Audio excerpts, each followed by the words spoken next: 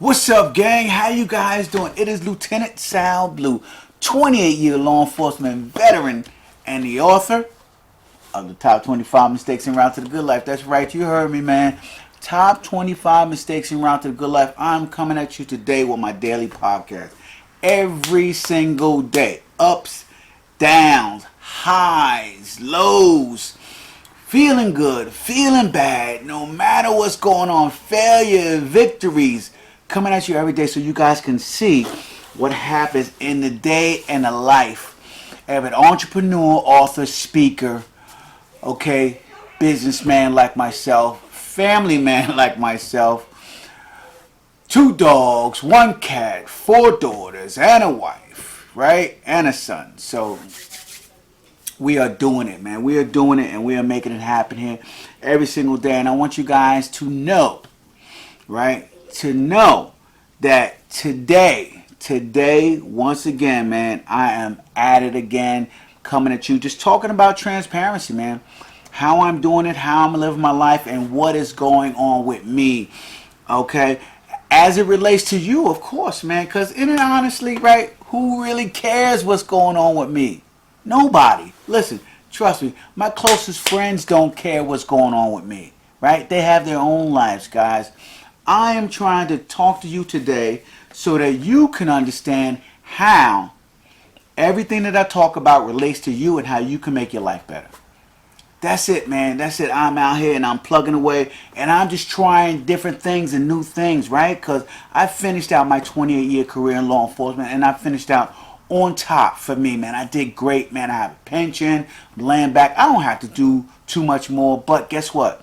I have a desire to give more. I feel like during my career in law enforcement, I gave nowhere near enough, right? I feel like 28 years of law enforcement, I did not give enough to everyone around me, enough to the people around me. I did not help enough people because that is what I got into the job for. I got into the job to help people, to save lives, man, and just to be someone that people can come to for advice and to help them through crisis and everything, man. So I constantly spent my career trying to up my skills, trying to up my skill level and get better and better and better so I can help more and more people. You know, the higher the level you reach, the more people you can reach out to. And so I got to a point in time where my career, it ended, it maxed out. And I just felt like I did not touch enough people. I did not reach enough people's lives. And so I'm here today, man. I wrote a book about my transparencies, my top 25 mistakes and my experiences in law enforcement. And I'm just talking about my everyday life, man. My everyday life after giving that up and then trying to grow my business to a multi-million-dollar empire. So that is where I'm at, guys. That is where you're at. And hopefully in my stories and lessons that I talk to you guys about in real life, man, you guys can relate to it. You guys can relate to it and we can talk and we can chat and you can grow from it. So that's where we at today, man. So listen, I have a question for you guys, right? Or a proposition. How about this? What if I could eliminate all the negative experiences in your life? Every single one. All the negative experiences in your life. What would that do for you? How would that make you feel, right? Incredible, right?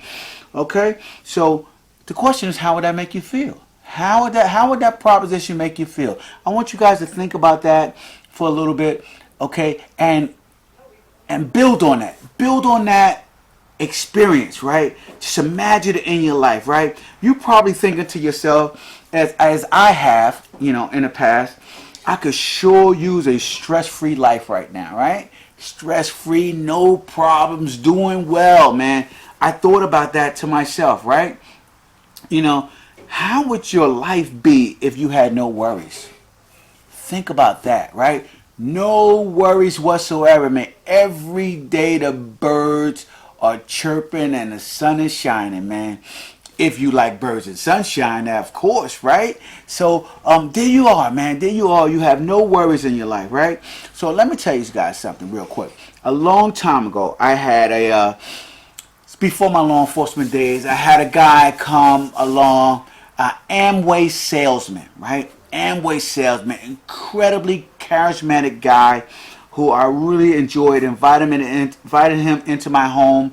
I think I met him at a coffee shop or something like that. And we began talking. And this is before I knew anything about Amway, right?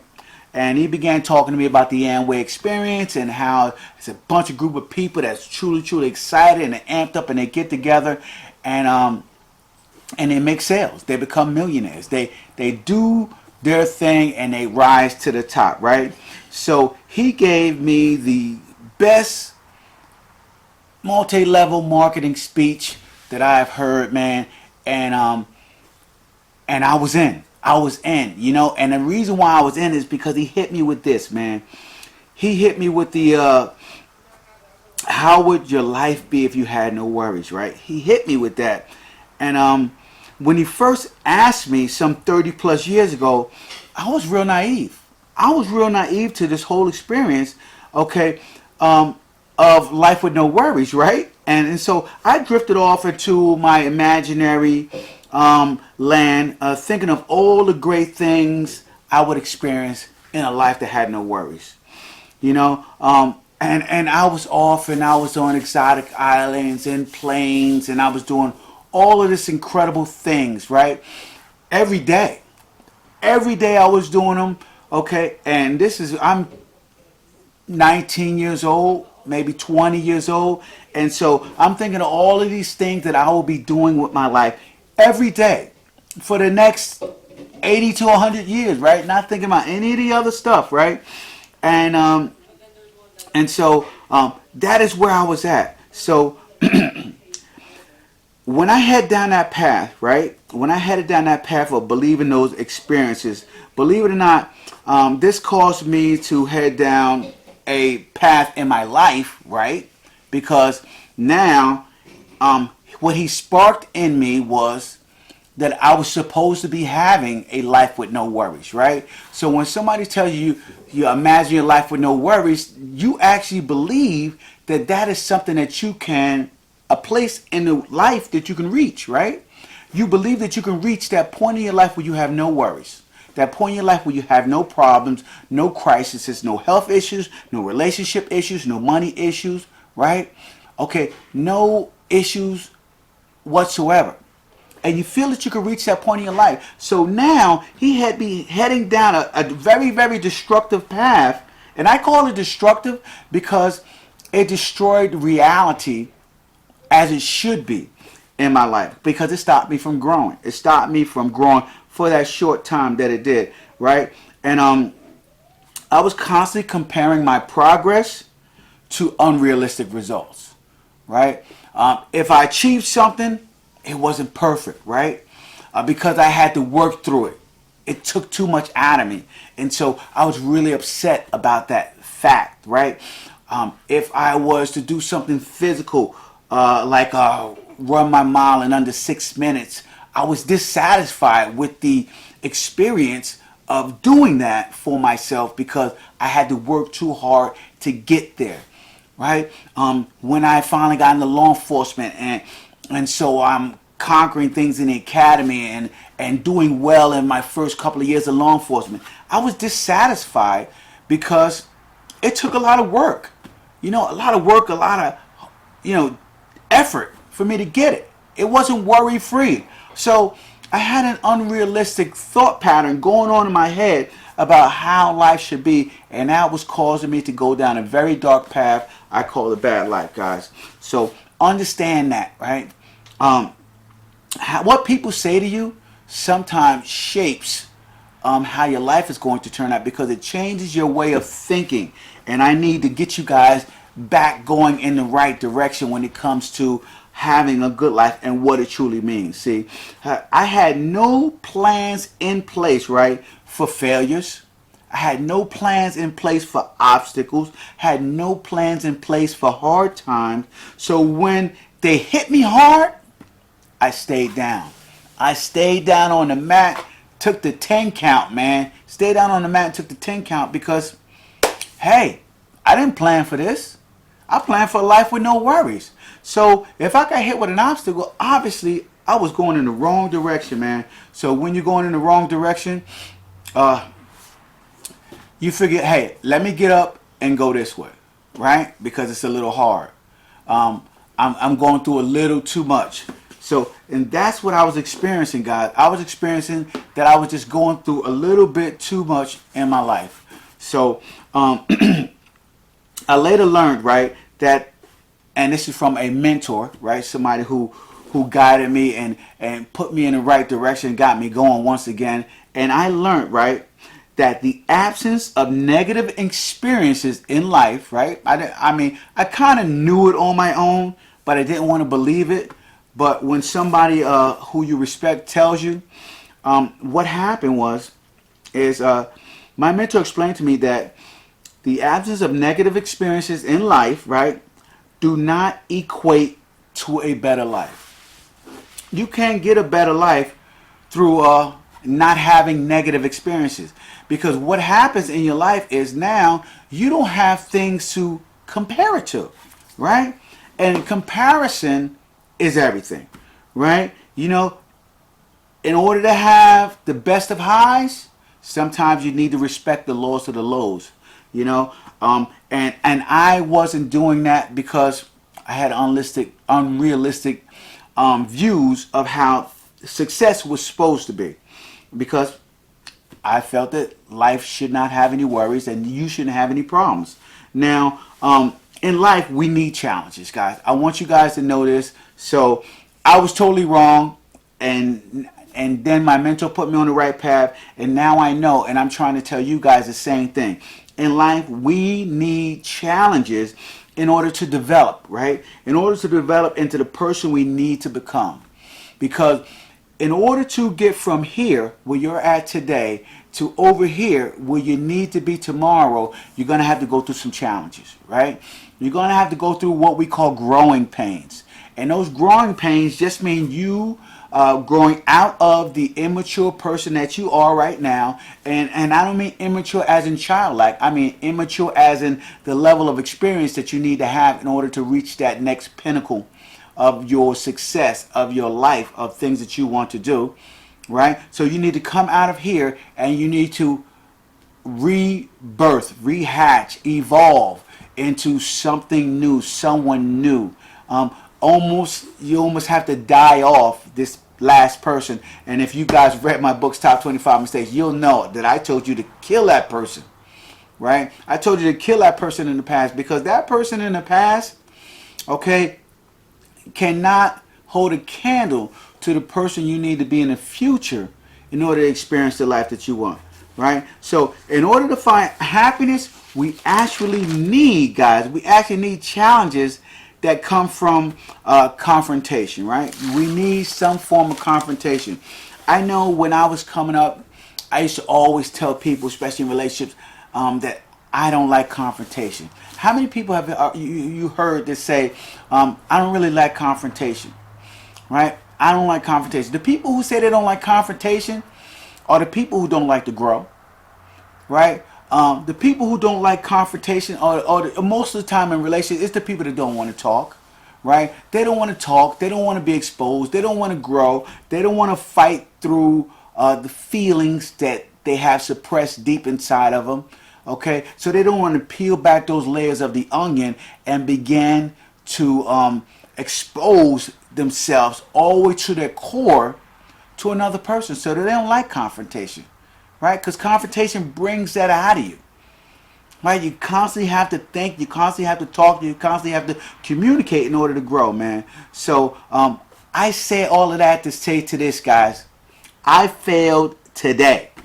That's right, man. I failed today, and unlike yesterday, I'm smiling, right? I'm smiling because I failed today, because I learned something today, and I learned something yesterday, right? And I failed today at some of the same things that I attempted to overcome yesterday, and if I have to, guys, I'll fail again tomorrow, right? So I'll get up early, be excited about it, and fail again tomorrow if I have to, guys. This is my place in life.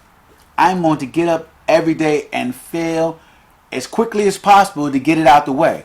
I'm going to fail as many times as possible to hurry up and get that out of the way so that I don't have to worry about learning from that failure for the rest of the day, right? So I'm gonna get that out of the way. I'm gonna go ahead and I'm gonna go at it and go in and fail over and over and over again. You want to know why?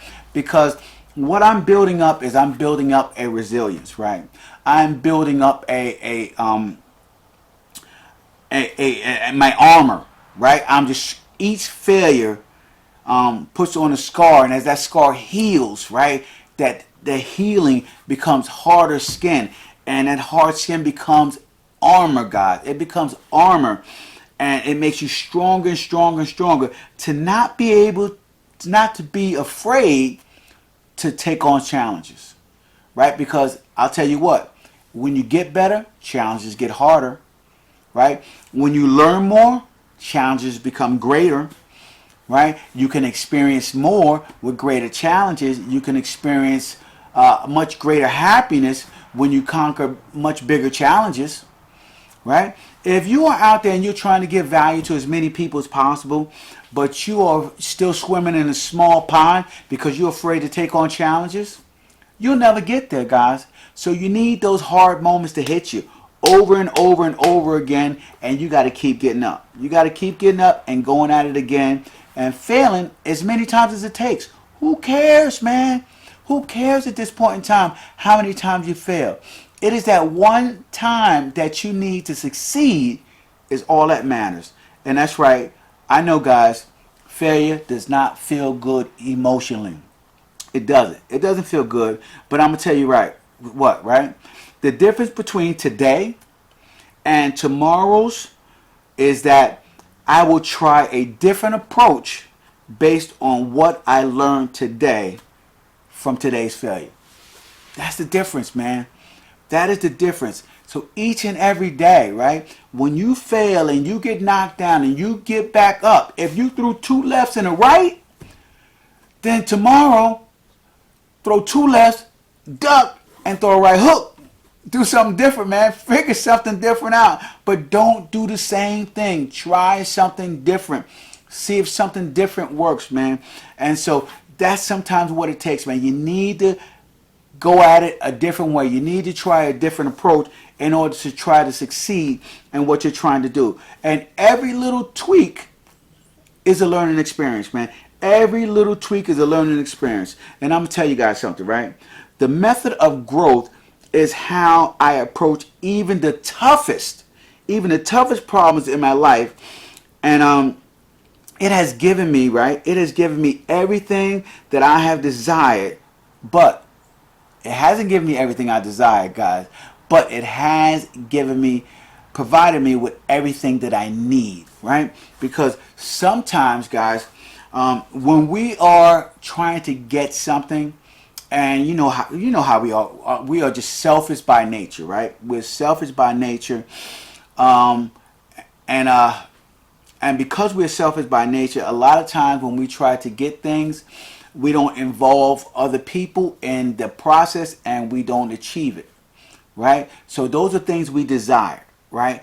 But if we're doing something for the betterment of everybody else and we happen to gain a benefit from it, then we usually force through it and make it happen. And that is something that we need, right? We always need to be making improvements to help other people to make improvements to their life. So don't just be so centered and focused, okay, and narcissistic that everything that you try is only based on what is good for you. You gotta add other people into the mix. So understand that in your growth, and when it comes to having what you need and not always what you desire. So think about that when you're going through the process. Now, I know that during hard times, right? During hard times or a crisis, right? Crisis. We've had so many crises over the past couple of years, but we don't always think of the lesson, right, of growth, right? During the pandemic, we didn't always think of the lesson of growth. During the housing crisis, right? During this recent crisis, inflation and everything else, we don't always see the lesson of growth, right? We don't always think about it, right? We are, because it's something that can be gained in every crisis. I just want you guys to know that, right? So in every crisis, there is, as Napoleon Hill says, a seed of equal or greater equivalent. And we'll talk about that. That's in the book of Think and Grow Rich. But I suggest starting with small problems, right? Or mini crises that you could handle and deal with. And look at those small mini crises or problems, and as you deal with them, just write down what is the seed of equal or greater equivalent, right? What is the opportunity within that problem? What is the opportunity within that crisis? You know, one of the things that I was failing at, that I failed at today, was getting my lawnmower started, right? So what is the opportunity in that crisis, right? That's not even a crisis, that's a mini problem, a mini issue, right? It is me, and this is just me talking. One of the opportunities is for me to learn some of the functions of the lawnmower, so that if it ever breaks down, I could kind of rebuild the entire thing from top to bottom, right? So as I'm working on it and taking things apart and putting things together and trying to get it to work and run and so on and so forth, I'm slowly but surely eliminating the entire process of everything that works within the machine. And that is what you do when you are trying to figure something out, when you're trying to work on something, when you're trying to solve a problem, right? Because a lot of us get too emotionally involved in it. Like even that situation, I was way too deeply emotionally involved in trying to fix it because I just hate failing. But now, believe it or not, guys, believe it or not, now that I've failed 2 days in a row, I'm excited about failing again tomorrow. You know, the first one, sometimes you just gotta get the first failure out of the way, man. Just get the first failure out of the way. Let it hit you in the face. Let it knock you on your ass. Get back up, man. Get back up. Knock down 10, get back up number 11. And just keep going at it. Don't quit, man. I say if you get knocked down 100, get up 101. That's all that matters. All that matters is that you keep getting up, that you don't quit, that you don't give up, man. So that is so important, guys. But start with small problems. Start with small problems. Pick out the opportunity within that problem. Start with a mini crisis. Pick out the opportunity within that crisis. And what may be even more beneficial to you, right, is start with somebody else's crisis. Somebody going through something. Pick out, okay, what is an opportunity for them to gain from that crisis, and see if you can teach that to them, right? Because I found it very beneficial, right, for my knowledge to be able to teach to somebody through pain, right? If somebody is in pain, they're usually more alert to listening as opposed to when they're happy, right? When we're happy, man, we don't want to hear nothing, man. We got it going on. We got this all figured out, man. But when we get hit with a crisis, man, our antennas go up and we are ready to learn. We are excited about learning. So help somebody through a mini crisis, man. Find the opportunity in there for them, okay? Because I'll tell you what, this is very important to build up, because we have to build up our strength, right? So I always talk about reps and sets, and that is how you build up your strength when it comes to bodybuilding. Well, this is the same thing that happens in problems and crises, right? Because as we build up our strengths, we need to build up our strengths so that we can endure the crisis, right? When the crisis hits us and it's big and it's hard, it's exhausting. It pulls so much out of us, right? Emotionally drains us. And so a lot of times when we're emotionally drained, we can't see nothing. You know the saying, you can't see the forest through the trees, right? When you are so physically drained and you're in the middle of a crisis, you can't figure out where the good point is. What opportunity? What are you talking about? I'm just trying to breathe. I'm just trying to get my head above water so I can handle what's going on right now. That is why we have to build up our strengths, right? We have to build up our strength to the point that where the opportunity shows itself, right? So in order to see the opportunity, you're going to have to endure the crisis. And that crisis may be a week, a month, 6 months, a year, right? You don't know how bad the crisis is going to be, but you do know that you have to hang in there each and every day and get up and go at it over and over and over again. You got to endure it, right? So this crisis is hitting you hard and you're enduring it. But within that endurance, you'll have the strength, okay, to see the opportunity. It's not going to come to you in the beginning. It's not going to come in the beginning of the crisis. It may not come in the first 30 days of the crisis, right? If it's a long, serious crisis.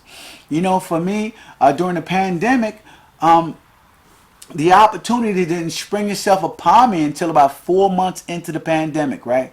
4 months into the pandemic, I started writing my book, right? So, I literally was the first time I finished anything when it came to writing and completing and publishing anything in my life, right? 4 months into that crisis, I found the seed of equal greater equivalent, which was me finishing my book, right? Writing my first book. So that is powerful, guys, and I want you guys to understand that. So work on the small crisis and begin to build your endurance so that you can see the opportunity that falls within it. And I'm going to tell you guys, you have to look for it intentionally, right? You have to intentionally look for the opportunity in the crisis, which means, guys, that you have to, at some point in time, detach those emotions, right? Our emotions are blinding. Our emotions throw us off a track. I know for me, man, I have to admit 100%, right, that the opportunity exists in every crisis, but far too many times, right, I was blinded by my emotions, man. My emotions totally and completely took me off track, and I just couldn't see which direction I was going in because I was lost in my emotion, guys. So understand that. Understand that your emotions can be an unnecessary roadblock that stops you from seeing opportunities. So a lot of times when you are caught up in your emotions, and I tell people all the time, listen, don't tell a bunch of people about your problems and the crises you're going through unless you're me and you're doing a podcast every day, right? And so when I do my podcast every day, my transparency, I talk about it. But most of you guys, if you're not doing a podcast every day, don't be telling everybody your problems. Don't tell everybody the crises you're going through. Don't tell everybody the hard times you're going through. Don't do it, right? Okay? Because most people, they gain joy. They actually gain energy from hearing that you're going through crises and problems. So understand that as well. And sometimes, right, the real crafty ones, they'll give you a whole load of bad advice because they know that this is the time that you're listening. This is the time that you're seeking advice. Even though you may not be asking them for advice, they'll throw something out there subtly, subconsciously, slip that into your mind and make you go even deeper into your crisis. So be careful. Don't give a bunch of people your problems, right? Everybody has their own problems anyway. So save yours for you. You start working on your own problems and figuring it out, right? Read some books, man. Pick up some books. Pick up my book, Top 25 Mistakes. Read about all these mistakes I made, right? So that you can avoid them as well, man. So that's it, man. I just want to hit you guys up tonight with my daily podcast. Keep you guys on track and keep you going, okay, with my daily podcast. So I just want to finish off with this quote by Gandhi, who said, "The divine guidance often comes when the horizon is the blackest," right? Think about that for a minute, okay? It is not until we are totally lost in total darkness that 11th hour, right? The divine guidance comes through and pulls us out of where we're at, man. But you got to hang in there. You have to endure, right? You have to endure. You have to have that strength to endure. You have to have that strength to hang in there no matter what, man. So keep hanging in there and keep going, man.